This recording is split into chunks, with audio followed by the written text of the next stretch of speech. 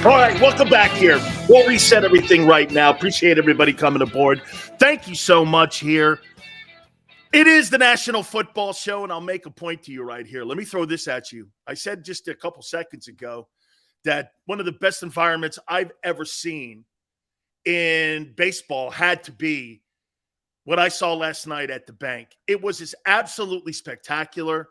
Great stuff. I mean, make no mistake about it, man. That environment last night, Phillies and Astros, they crushed the Astros last night, 7-0. Incredible action last night. Unbelievable stuff. Bryce Harper, as I was saying, Bryce Harper, he's not Reggie yet, but he is without a doubt, okay, on his way. Okay?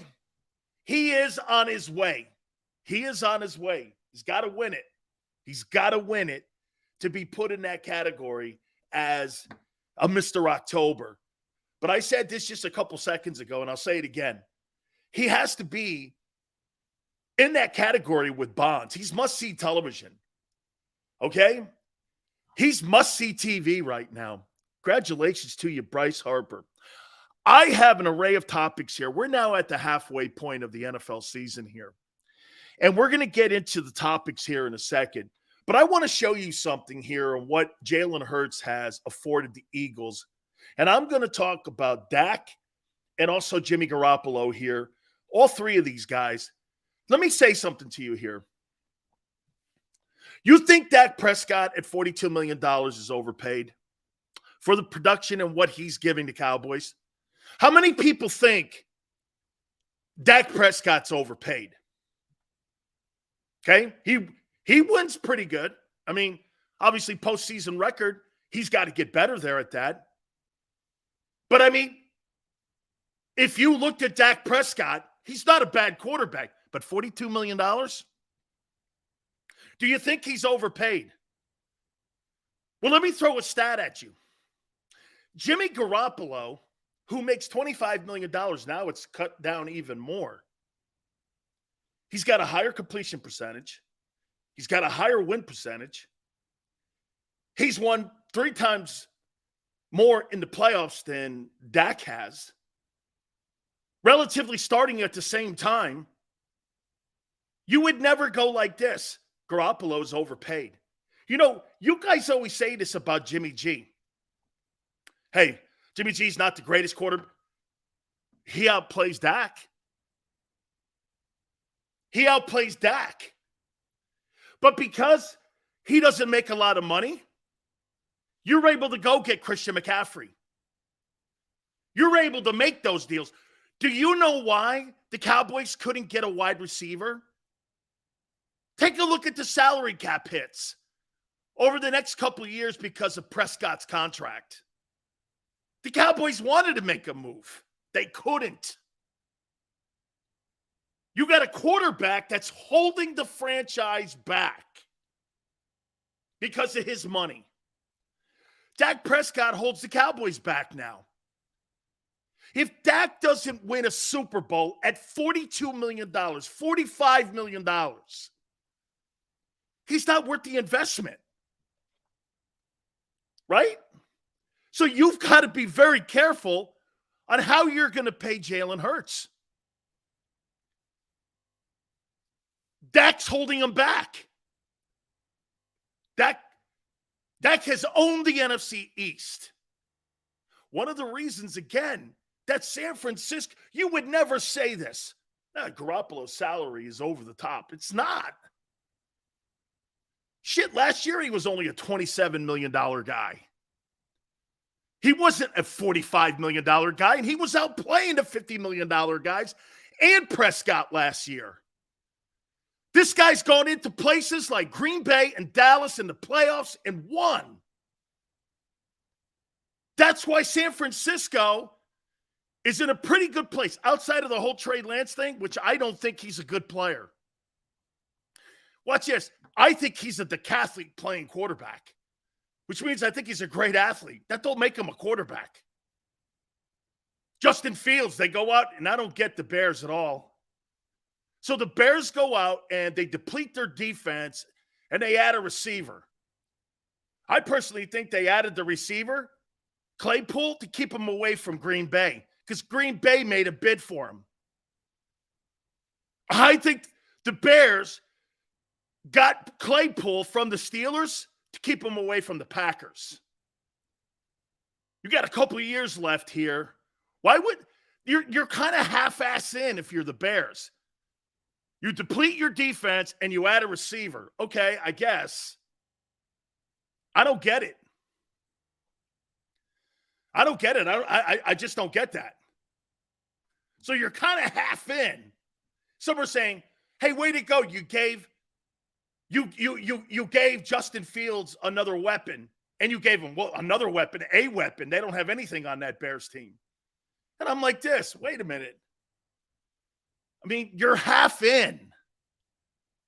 I don't get it. You're half in.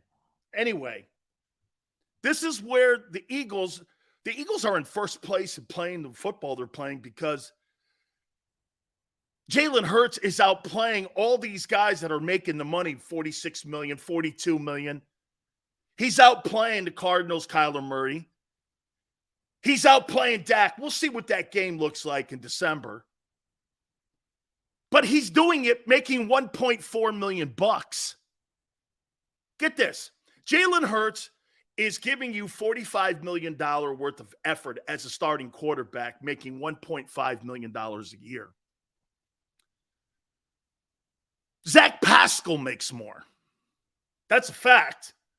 Zach Pascal's base salary, he makes more money. He actually makes more money than Devontae at base. It's crazy. Dak Prescott's holding the Cowboys back. They could not make a move yesterday because of Dak's salary. And I would say you could throw in Zeke's salary too. I'm just saying, man. The Cowboys are going the other way. I said that to you in the offseason. The Cowboys can't be trending in the right direction right now. You lose Amari Cooper. That's looking like a significant loss to the team. That's a significant loss. Okay? Richie says, if the Bengals believe in Burrow, why no extra weapon to help him this year, Sills? Why? Because they spent a lot of money in free agency and draft equity in that old line. Their issues are not in their offensive approach with their skilled guys. It's in their offensive line. They need to get that old line right for him. And I agree with you. I mean, here's the one thing that I didn't enjoy the other night with Joe Burrow. Dude, Jamar Chase should not be the only reason that you can't move the sticks versus the Browns. Since Burrow's been in the league, I think he's 0-4 against the Browns. That's got to be better, especially against a divisional opponent. Just like with Jalen. Jalen's got to beat the Cowboys. They did. And I'm not saying that I look at that win against Cooper Rush any less than I will if they end up winning against Dak. It's not going to mean anything more if they beat Dak. You beat the Cowboys. I don't give a shit who your quarterback is. Okay? I mean, the Cowboys, Prescott, you could get this. Jimmy Garoppolo would carry the Cowboys further, and you would have been able to go out and build your team. The secret sauce, and this is a philosophical thing here now with the Eagles and how they're building this team. They're going to have one more year with Jalen Hurts' contract. Then you're going to be able to put an extension on the tail end of his deal. So you're looking at another year. The Cowboys, they're not keeping pace with the Eagles. Eagles need a rusher. They go out and get Robert Quinn. Bears pick up the contract. You got a general manager now that knows the room, and he is in a hurry to build this team. Why? Because eventually you got to pay the quarterback. Every single team's demise, except in Kansas City, because Mahomes is just a special player. Mahomes is a special player. He's actually looking better than he did a year ago, and he doesn't have Tyreek Hill, who's in the conversation for the offensive player of the year. Maniac afternoon, bro. Got some things going on there in Philly, man. World Series last night was off the chain. You got the Eagles tomorrow night. Eagles should put them away early so all the Eagle fans can go watch the Phillies play. How do you think Milton Williams and Fletcher Cox will handle not having Jordan Davis? There's more reps there. Hargrave as well. There's going to be a 3-man rotation. Look, Jordan Davis, clear, and you're playing some teams coming up now that can run the ball. Outside of the Texans on Thursday night, okay, you got Washington on the other side of that. They kind of can run the ball, not that great. But you got the Giants coming up. You got the Titans coming up. You got the Packers coming up. You got the Colts. They can run the ball. And if he's not back and he's missing significant time, that's going to be a factor. You know, one of the things that has changed the dynamic of this Eagle team this year is because they've been winning first down when it comes to those gaping runs that they had and gave up a year ago. Okay? Milton Williams is good. But to go back to the point, how he's building this team around the most important thing that you guys have had in the building in a long time. And you know what that is? A quarterback who don't make a lot of money, who's giving you max production. This guy's the MVP candidate right now. He's in the conversation with Mahomes and Allen for the NFL's most valuable player. I already told you. For my vote, he's the midway point MVP. By the way, we have mid-season awards we're going to hand out for the league, and we're going to get into the topics now. Let me ask you this. We're not going to start with the offensive side. Let's start with the defensive side. Mid-season report card for the Eagles. Who's your defensive MVP so far at the midway point of the NFL season? I'll give you mine. Who do you think is the most valuable player on that defense?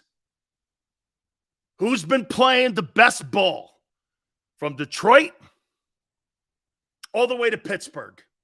Who's been that guy? Michael says Slay. Let me get my pen here. Michael says Slay. Tone, give me your thoughts too.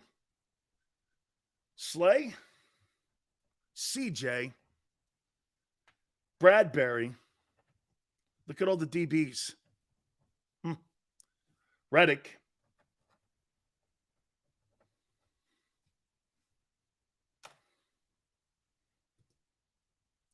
TJ Edwards, the unsung hero. Impact is bigger than the numbers.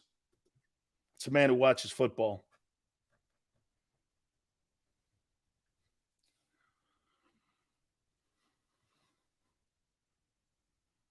BG has been playing great too. Edwards. Boy, these are all great candidates, and it is really a tough call here. Boy, I got to tell you, man, if I had to pick a most valuable player, who solidified the defense, in your opinion, this year? Who made the defense what it is? How about this? Let's say this. If you took this one player off that defense, it would change the entire landscape of how that team looked. Who would be the one player on defense they can't live without? The one guy that they cannot live without on that defense. If Edwards is not there, everyone is out of place. Alignment, assignment, execution. Slay. Kaiser White. Slay. 55. God, this is a tough one. Who is the midway point most valuable player on defense for the Eagles? By the way, Big Sales Coach of the Year award. I have a vote in that. Also, week 9 of the NFL, we're going to take a look at those games. It's Slay. Everyone knows it's Slay. Epps. Whew. Man, this is a tough one. I thought about this before we went on the air. Who is the midway point Eagles defensive most valuable player? Mid-season report card. How come I just have in my mind, and Tone, I think you're right with TJ. But boy, for me, I'm drawn to CJ. You asked him to play safety You put him back there, it changed the secondary. Bradbury and Slay are great at the corner, but if you don't have someone patrolling the middle of the field, I don't care how good you have. Your tight end runs up the seam and your safeties can't cover. You got a hole in the secondary.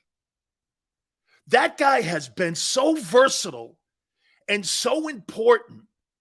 He also does this for you. If you have any kind of injury at the cornerback position, you could slide him over back to his natural position at corner. He not only gives you great play at the safety position, but he gives you insane depth at the corner position, a position that you need to succeed in today's NFL. It's a pass-happy league. If you don't have good corners, there's most teams in the league that don't have one corner. The Eagles have the top 2 corners when it comes to targets in the NFL right now.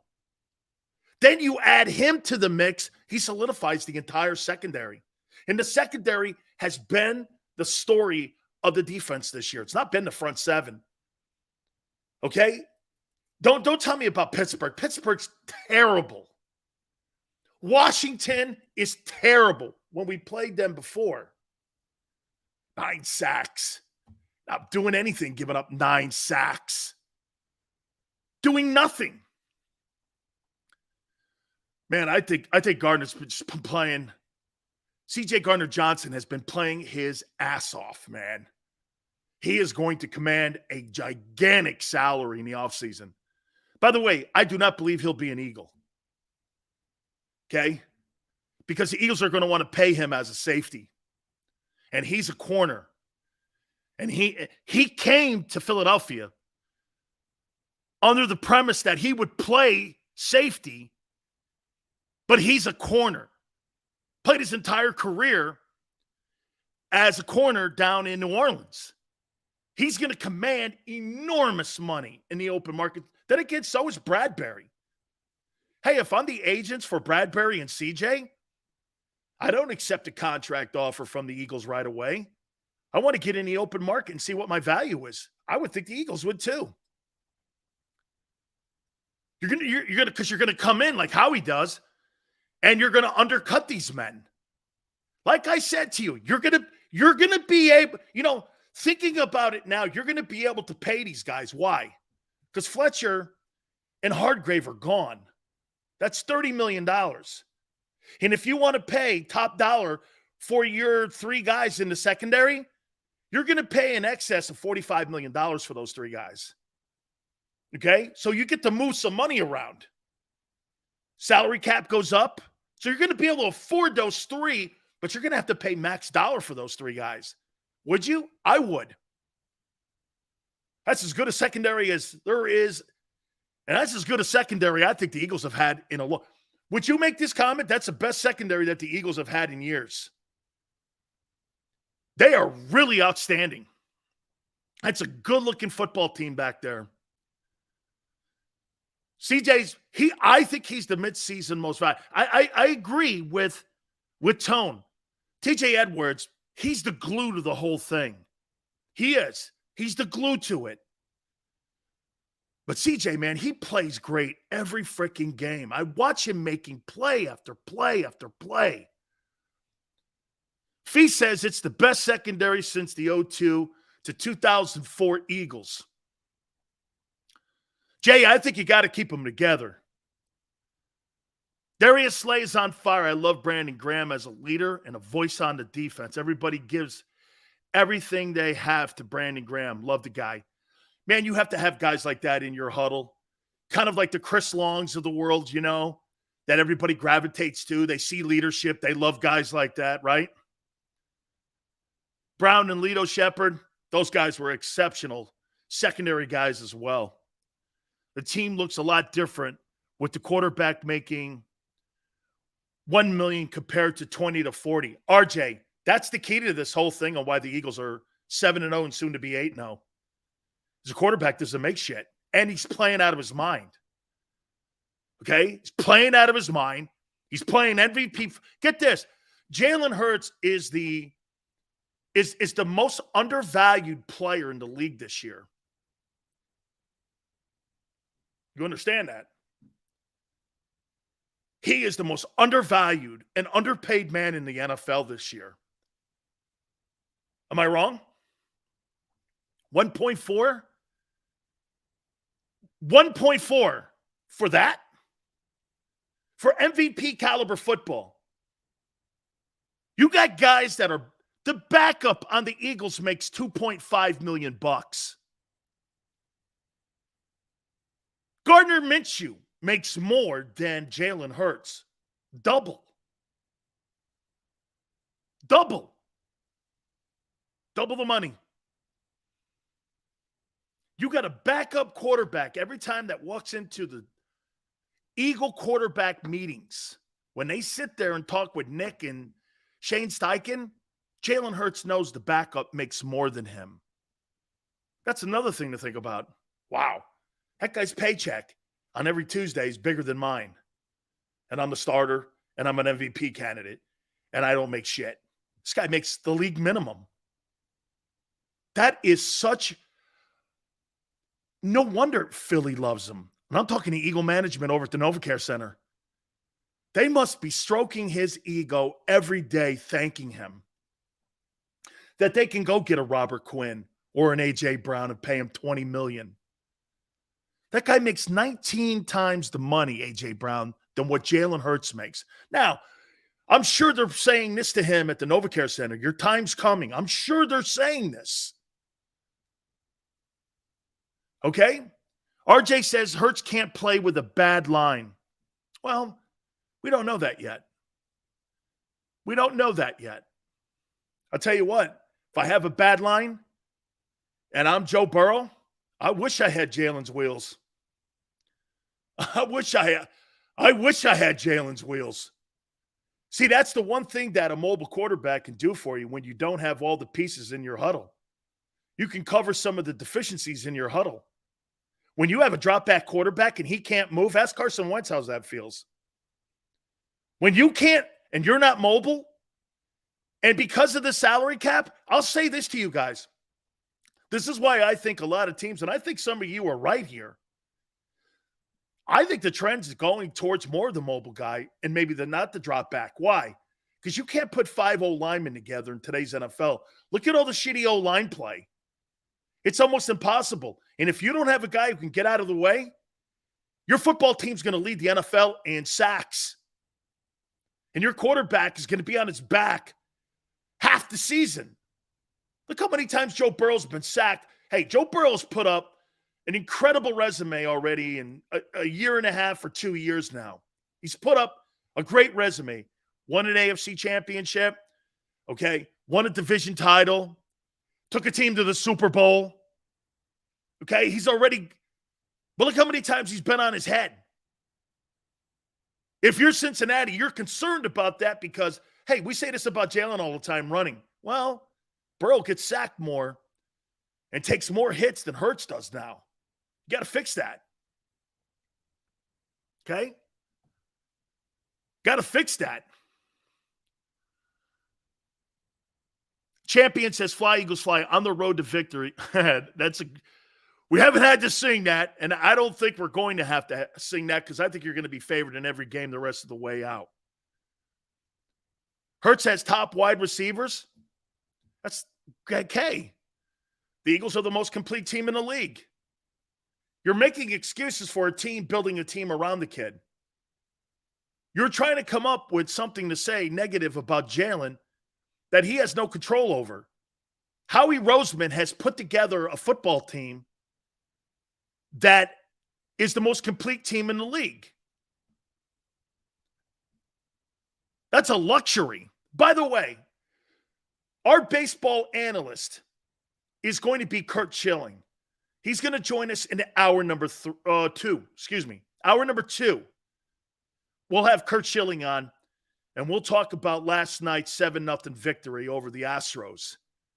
The legendary Kurt Schilling will join us at 4:30 Eastern. I figured, why not get the best baseball guy I could find? Why not get Kurt Schilling? So we'll have Kurt at 4:30 Eastern time.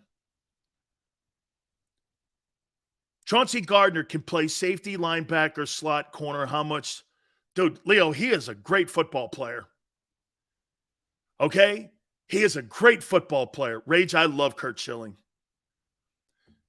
JM, I figured, why just get a baseball guy on or a baseball writer? Why not get the guy who was on the hill in 93 for you guys, the NLCS MVP and former World Series MVP and Cy Young Award winner? We'll talk some ball with him at 4:30 Eastern. JM, I love Curt Schilling. And if I do shine with him, I do, because I love that guy. 5-star, appreciate it. Michael Parsons loving the Phillies. Yeah, Michael Parsons. He knows that he don't have the offense to win a Super Bowl. I think the Cowboys, man, I think they're fool's gold. I do. I don't think they have enough offense to win it, man. I just don't. CJ is also tied with the most INTs in the league with Jordan Payer. Hey, so this guy might lead the NFL in interceptions. He's playing safety for you, and he's a corner. How much you think you're going to pay that guy? And you think he's going to take a Howie discount in Philly? Not happening. I wouldn't. I don't care. And if I won the Super Bowl and I led the NFL in interceptions and takeaways, and I was a catalyst, I'd say this to Howie. You better not come in under market value for me. And don't pay me as a safety because I played dual positions for you. And I was one of the reasons why the takeaway margin was so high was because of my play. Okay? It wasn't Jonathan Gannon's complex systems and the way he runs a defense. You brought me in, Howie, I'm your guy. I'm happy you brought me here, but don't pay me under market value. Then you got to turn around and listen to Bradbury go, hey, man, I solidified your cornerback position. Everybody be throwing over here. It wasn't for me. How are you going to handle that? You're going to pay both guys $15 million a year? Then you got the other guy making $15 million? That's a lot of cash. That's a lot of cash. And your quarterback affords you to have that conversation. Because look at this. If Jalen's making $45 million, you probably can't keep both of them. Randy Gregory and Amari Cooper were jettisoned off the Cowboys roster because of Dak. They couldn't make a move for the kid with the Texans all the way up until the last minute. They couldn't get it done. Why? Cowboys don't have the room money-wise. And they see the escalators next year. That's crazy. Dallas can't make a move because their quarterback holds them back. If you're Jerry Jones and Stephen Jones, do you move off of Dak Prescott in the offseason? If he doesn't deliver a Super Bowl this year, I don't know, man. You're not going anywhere with Dak Prescott as your starting quarterback. And you know that notion, and you guys are going to, hey, by the way, Eagle fans, you're going to go through this too. You're going to say this, pay him. It's market value. Everybody in the planet wanted to pay Dak. Now here's where you are. Everyone on the planet wanted to play Joe Flacco. Well, here you are. They had to retool the team. And right now, Lamar Jackson doesn't even like the contract offer that was proposed to him by the Ravens. He knows what's in store in Baltimore. That's why he's going to be the starting quarterback in Miami. They offered him $250 million. Much of it guaranteed. He turned it down. Why? Because he knows how that's going to play out over the next couple of years in Baltimore. You got a ready-made team down in Miami for him. Tagovailoa, playing great, not reliable. He's just not reliable. Jalen Hurts has afforded the Eagles, and the reason that they've been able to rebuild as quick as they have from that 4-11-1 season is because the money he's making. Plain and simple. As much as Dak holds back the Cowboys couldn't make a move yesterday. Jerry wanted to make a move. He couldn't. Do you understand? Now they got to knock Zeke off that team next year. Cowboys can't make moves because the quarterback was overpaid. you're going to be in that position. The Eagles are going to be in that position once you pay him. And to what RJ says, you will not have a complete team in 3 years. You can't. Now, the cap does go up, but Jalen's salary and the value of his contract is going to go up. This is what keeps the league with parity. You can't load up on players. Pay them, load up on them, keep them. You can't keep them. People say dynasty. The only way that the Philadelphia Eagles are going to build a dynasty is if Jalen Hurts does one thing. You know what that is? He acts like Tom Brady. Takes haircuts. Doesn't make the most. For you to have a dynasty, Jalen Hurts is going to have to make $35 million a year. Anything over that, you will not have one. Look at Green Bay. Look at all the teams that are paying these guys huge money. You're not going to have a dynasty unless your quarterback works with the organization. Or he's talented like Mahomes. Mahomes couldn't keep Tyreek Hill in the building. Okay? Feast with Pete says Jalen might be willing to do that. I agree. The problem, though, Feast, is that I still think Clutch Sports is still going to want to get the max money for him. You know what I'm saying? I think Jalen's going to be open to go, I'll tell you what, we could do some stuff with incentives here, but Jalen knows this. He's got to do the same thing Tom Brady did. Brady's got to take some of the salary that he made in New England and reinvest it back in the team. Why do you think Tom got so pissed at the end with Belichick? They weren't reinvesting in the team at the end, nor were they asking him his opinion on what he needed. Bill got away from that. And that's why Bill hasn't won a playoff game in 3 years. You had the greatest quarterback that you created in New England, and you thought it was more you. Well, I don't know about that anymore. I don't know about that. I think Jalen is going to want to share with his team. Razor, that's a really optimistic attitude to have. I believe it, too. But to what extent? Remember, your agent's in your ear here with this, and you got to get max money for yourself. And look, $35 million, $45 million. Some always go like this. Hey, Seals, really, what's $10 million? That's a lot. And plus the status you have in the league doesn't go with pats on the back. It's how much your salary is and how much you make. Hurts is a Brady fan. He knows what it takes to build a dynasty. He's a team guy, not a me guy like Sileo. No? Okay, Leo. You're right. We'll see. A me guy? Shows you how little you know. Hurts hasn't carried the Eagles' success. Will rely on him carrying a worse roster. No quarterback could carry a worse roster. Look at Brady. Now, Brady's 44 and all, I get it. Dude, it's the Jimmies and the Joes on your team. Sometimes it ain't the coaching. If you're a good quarterback and you have shitty talent, what's going on? Aaron Rodgers just won. How many MVPs in a row has Aaron Rodgers won? 2? All of a sudden this year he sucks? No, he doesn't have the wide receiving core that he's had up there in years. Cobb is no longer there. You don't have Devontae Adams. Personally, I don't know really how good Matt LaFleur is as a coach. I think we're seeing a little bit of that now. Okay? Look at Stafford. It's a great point. No O-line.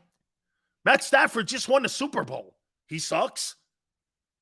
I don't think he sucks, but I never thought he was what people thought. People were talking Hall of Fame for the guy after he won the Super Bowl. I'm like, I don't think so. Matthew Stafford is not a Hall of Fame quarterback. He's got an under 500 record career-wise. He had Megatron in Detroit and didn't do shit with him. I mean, everyone always is like this to me. They go, oh, he was in Detroit, bad management. Okay, I get all that. The dude did have Megatron. And as good as Cooper Kupp is, I'll take Megatron. Can you imagine if Megatron had a decent quarterback or a better quarterback? Say he had Brady. He'd have Randy Moss. You got to understand something about Megatron. He's a first ballot Hall of Famer. You had a first ballot Hall of Famer in Detroit, and you couldn't do anything with him. Okay, well, I mean, that's on Stafford too. D says, as long as we have Howie, know where he's getting people in that building. You know what? I'll tell you this about Howie, and I'll say this to you, D. Keep an eye on that Nakobe Dean. I don't know. I keep hearing he's a steal of the draft. Really? I don't know. He's a steal of the draft. Really? And he can't get on the field in a blowout versus Pittsburgh. What if he doesn't play against the Texans? What the hell's going on? Can't be his shoulder. He plays special teams. I got to tell you, man, that's not a good sign. Now, some guys, they mature late, and I give you that. But as of right now, he's a non-factor on that team. Jordan Davis played immediately. Juergens looked great in the exhibition season, and if anything happened to Kelsey, I think he's ready to rock. The Kobe Dean can't even get on the field. Can't even get on the field. Okay, I mean, why? Is it talent? I've never heard this. Hey, the Eagles got the steal of the draft, and the kid hasn't played in 8 weeks. I don't know. Howie's good at free agency. I don't know about drafting. People think that Howie's a good drafter? Well, let's take a look at that for a minute. By the way, I'll get to the offensive side here in a minute. Pretty much a slam dunk. But I'm going to kind of take Jalen out of the conversation for a second here. I'm going to get to that. So you guys, how many people think Howie Roseman's a great drafter? This is the biggest misconception in Philadelphia. Dank says he's a better drafter, okay?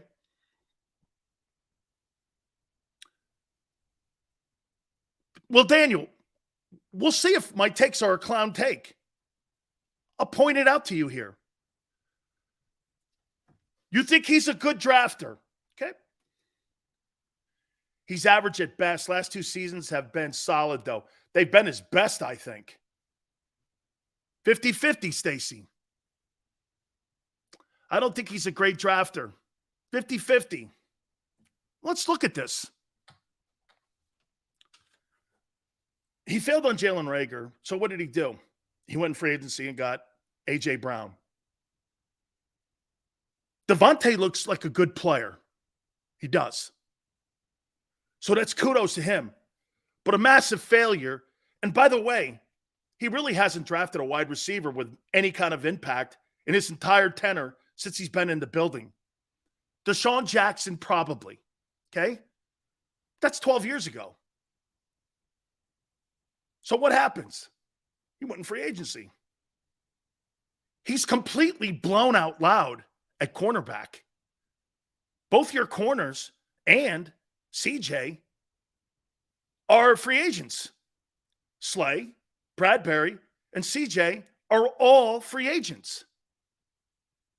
I mean, he's been terrible at the cornerback position. Terrible. So what did he do? He went into free agency. Okay, I wouldn't consider Macklin a special wide receiver. A.J. Brown is a special wide receiver. By the way, T.O., the 2 best wide receivers in Howie Roseman's time have been Terrell Owens, Deshaun Jackson, and A.J. Brown. Could Devontae be there? Sure. Sure. Macklin was good. Didn't say he wasn't. He wasn't those guys, though, T.O. or A.J. So he's been not very successful at wideout. What did he do? He went into free agency. Okay. So your corners are a failure, massive failure, drafting. Your wide receivers are spotty at best. How about your linebackers? Let's take a look at that. Let's see. Kaiser White is a free agent, and TJ Edwards was undrafted, which means you landed on him. Okay? Linebackers, never been a priority in Philly, really. Okay? D. Jackson Macklin, were Joe Banner? Okay. That even makes my point more. Let's take a look at your D-line, and most notably your edge rushers, since he's been the general manager. How well has he been on that? How good has he been as a negotiator, or not a negotiator, but a talent evaluator at edge rushers? Who's been his best edge rusher? Well, he just got Hassan Reddick, free agent. He just made a deal for Robert Quinn. I'm going to show you something else here. So people keep telling me this guy's a great drafter. He's not. And hey, help me out on this too. Avonte Maddox, okay. I think he's solid. I wouldn't call him a Pro Bowler. Who hired Jeff Stoutland? Can somebody tell me? Who hired Jeff Stoutland? And was Stoutland the offensive line coach in 2017? I think he was. Okay? I think he was. Chip Kelly hired Jeff Stoutland. Interesting. Would we not agree that the evaluating of draft choices in the O-line was not because of Howie, was because Stoutland knows talent? And Stoutland was more responsible for finding these guys than what Howie was. To Howie's credit, he listened. He knew that Stoutland was an outstanding offensive line coach, and he knew the talent that was in the college game because he was the O-line coach at Alabama. Howie picking an O-lineman. Jeff Stoutland picking an O-lineman? Probably. Probably. The quarterback. He's bombed on that. He's bombed now. Remember something. He didn't draft Jalen Hurts to be the starter. And don't try changing history here because he didn't. And you know he didn't. 95% of Philadelphia hated the pick. He was a seatbelt, safety belt, Jalen Hurts. Jalen Hurts has evolved. Now, how he drafted him, he gets credit for that. It'll be his greatest draft pick since he's been head of personnel in Philly, if that thing pans out to be what everyone thinks it's going to be. Yeah, Dank, he bombed on Carson Wentz. He's not on the team. You gave him a massive contract, and he's turned out to be a dud. Hey, just because you have one or two seasons in the NFL doesn't make you a Hall of Famer. The further you get away from the 2017 season for Carson Wentz, the further down the rabbit hole you go. Well, what have you done for me lately? What have you done for me lately? Can't keep going back to 17, 18, 19, 20, 21. Dude, that's 6-7 years ago now.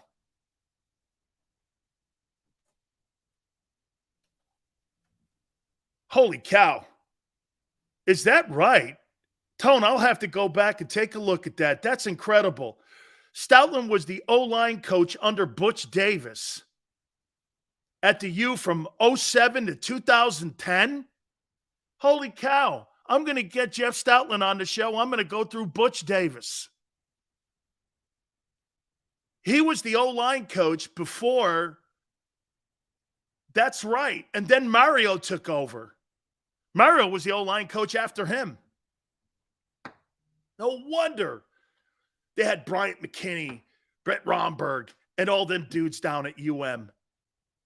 He took over for Arkeo, interesting.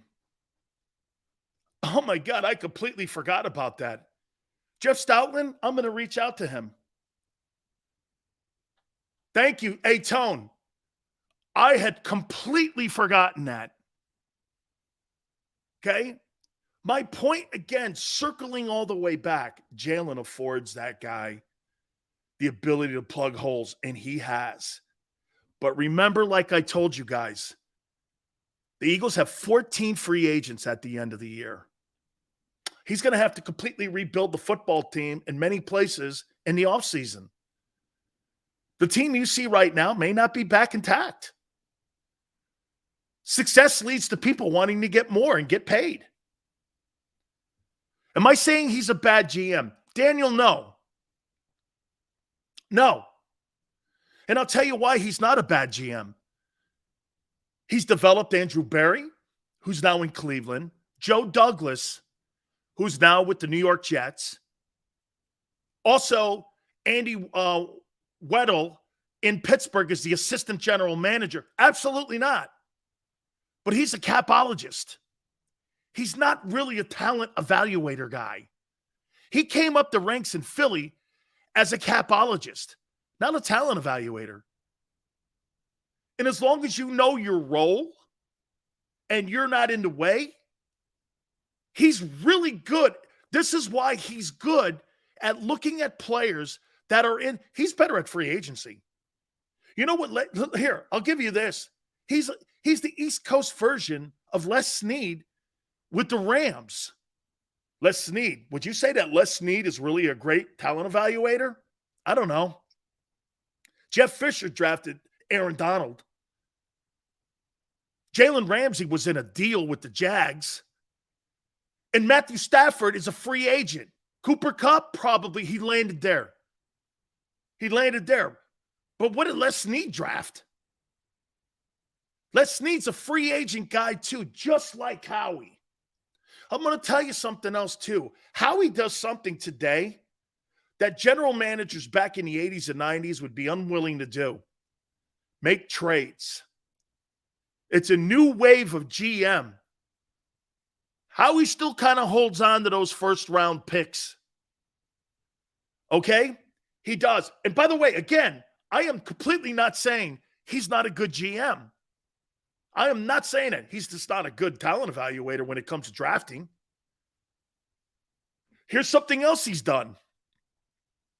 He's decided to stay in the SEC. Smart move. 70 guys were drafted last year out of 324 kids. Okay? Think of this. That's the entire draft. 65 guys were drafted from the Southeastern Conference last year. You're not going to go wrong in that conference. Okay? Sills, Mike Bissinelli says hi. He said you're a monster. Played like one too. Got my respect. Philly, thank you. I love his book, man. He's got big Sills in his book. Oh, by the way, Coach Johnson's sending me his book, Swagger. I can't wait, man. He sent me congratulations on how the show is growing, and we're going to put Swagger back there too. A gift from Coach Johnson. His new book's coming out this coming holiday season. Daniel goes, who's your top 5 GMs? Daniel, he's in it. But don't start talking to me about talent evaluating. Now, I'll agree with Tone. Dude, the last 2 drafts, they look pretty damn good. They do. He's not. Howie's above average as a talent evaluator, as a capologist. He's spectacular. As a free agent guy looking at the right pieces to plug holes, I think he's really good. So overall, he's a good GM. But don't talk to me about him evaluating talent and telling me that he's some sort of like guru at it. He ain't. He ain't a guru at it.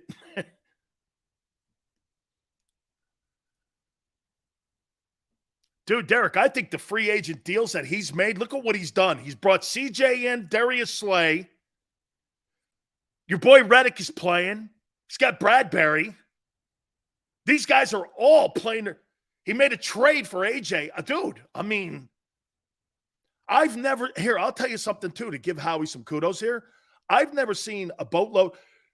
Hey, who brought in all those guys, that dream team?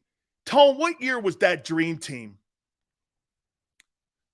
What year was the dream team that they had all them dudes? Chip Kelly years. Remember when they brought in Andy Asamoah, Vince Young, all them dudes? It was a complete bomb. Howie's bringing all these dudes in, and they have been home runs. Very seldom do you see all your free agents have impact. Kaiser White's been an impact. Okay? The corners have been unreal. I think Robert Quinn's probably going to have a great turnaround. Butch Davis says that he still thinks he's got shit left in the tank. 2011, thank you, guys.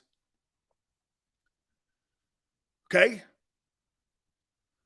Hurts record versus Dak doesn't matter. Dak isn't squatting 600 pounds doesn't mean shit either. However, he's playing better ball than Dak.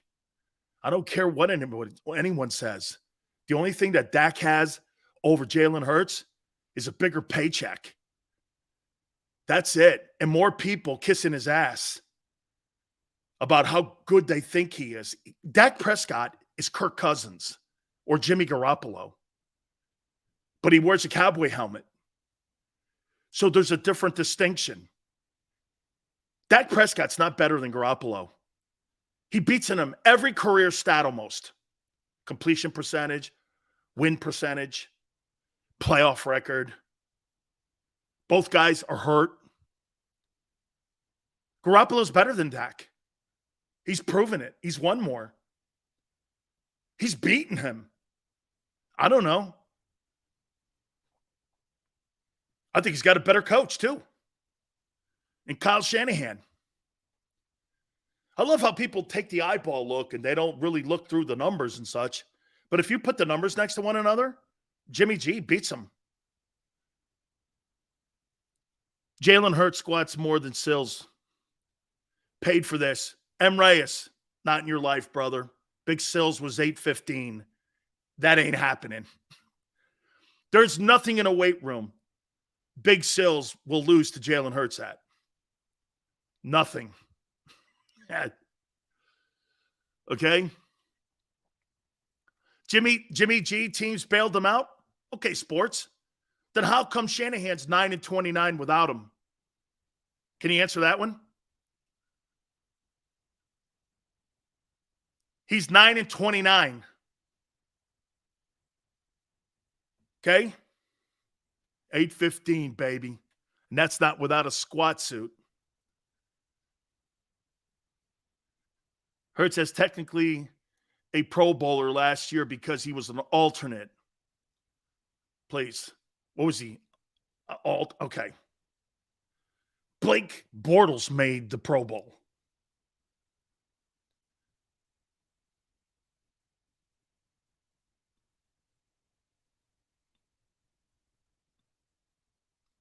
$8.15 fluid ounces. Thank you. Could be. Today, that's more it. Hurts is an all-pro this year. He's not going to be the all-pro quarterback over Mahomes or Allen. He's not. Those guys are on pace to throw 50 touchdowns apiece and 5,500 passing yards.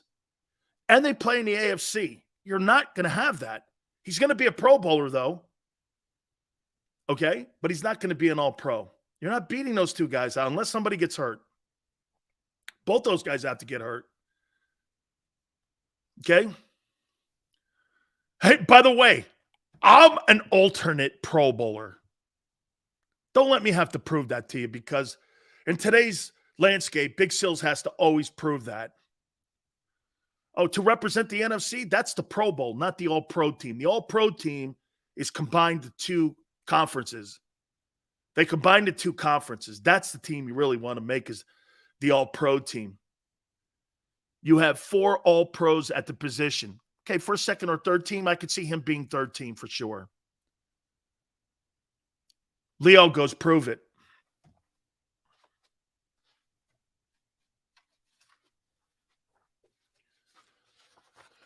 This is the 1987 ballot for the Pro Bowl.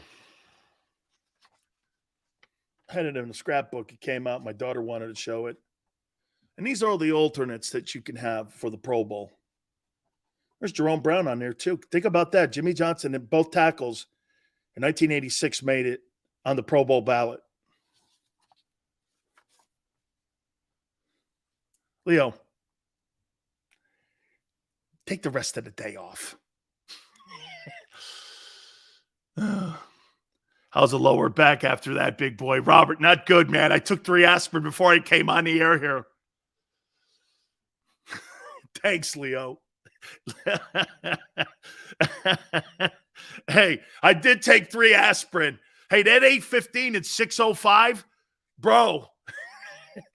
Hey, yeah, man, I bench pressed 6:05 and did 8:15 squat. How you feeling today, Sills? About 4 inches shorter.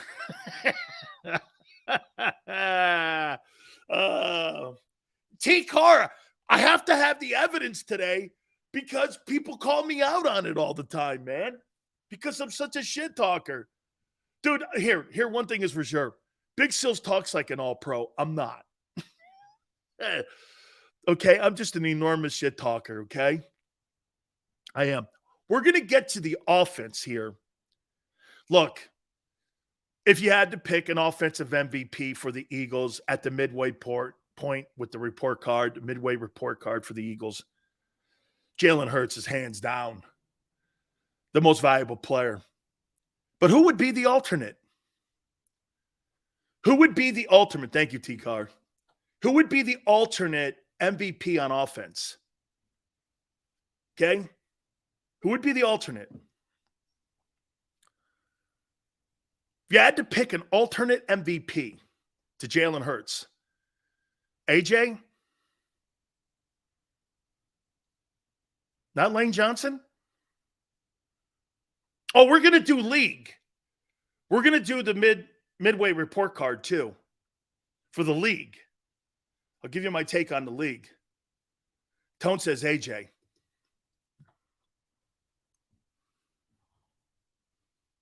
Kelsey?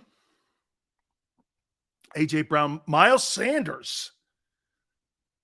This is for the Eagles first. Sanders, Brown. On offense, we did defense. This is offense. AJ made the offense take form. You think AJ Brown has had the same impact on a quarterback that Amari Cooper had on Dak Prescott when he was traded for from the Raiders to the Cowboys? It kind of reminds me of that. It looks like the same impact. I wonder how Jalen would look without AJ. You know what I'm saying? Okay. Stephon Diggs to Buffalo. Tone just said that. Agreed. Josh Allen looks like a completely different guy since Stephon Diggs was traded from Minnesota to Buffalo. You know what's funny? Derek Carr doesn't. And he has Devontae Adams, and they played together at Fresno.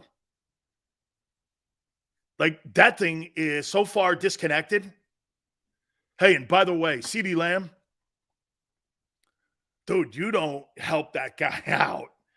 You wouldn't start in Philly. CeeDee Lamb would not start in Philly over Devontae or AJ. He would not. He would not start. Okay? I do not believe he'd start. If I had to pick an MVP on the offensive side, an alternate to Jalen, I think it is AJ. I think AJ has brought to that huddle. You got a fear factor out there. How many times have I come on this show and I've said this to you guys? Dude, that guy is a freak show and he is a mismatch. Whether he gets 11 targets or 5 targets, every time he catches the ball, and especially jump balls, I said to you that was going to be where he was going to just flourish on jump balls. Dude, he's like a college game in the SEC. I'm throwing it up because that guy's winning. That guy's got hands like Chris Carter, and he runs like T.O. I mean, he's a combination of Chris Carter and T.O. Now, he dropped a couple passes, and he addressed it in the press conference, too, the other day. Not quite the hands that Carter has, but, man, I'll tell you what. He gets his hands on that football, and he brings it in. He is a beast to put on the ground. He is a beast. The coaching staff is severely underrated. I think they are on the offensive side for sure. Okay, I think it's AJ too. All right. My NFL Coach of the Year, Big Sil's NFL Coach of the Year. I want to do that. Don't forget, Curt Schilling is going to join us at 4:30 Eastern. We're going to talk about the Phillies' run. 2-1. Game 4 is tonight at the bank. And, boy, I'll tell you what, man, Schilling was right. Got to get to Verlander. They did. How important was that? How about the way that the Phillies bullpen is playing? I mean, I don't even think they've given up a run yet. We're going to talk to Curt Schilling, one of the great postseason pitchers. How about this? Curt Schilling is 11-2 in the postseason. He's got an MVP along with Randy Johnson when he was out in Arizona. I mean, what he did when he came back and beat the Yankees. What he did in Philly in '93, NLCS MVP. Hard to argue the postseason accolades for our friend Curt Schilling. He'll join us again at 4:30 Eastern, hour number 2. Keep it here on the National Football Show.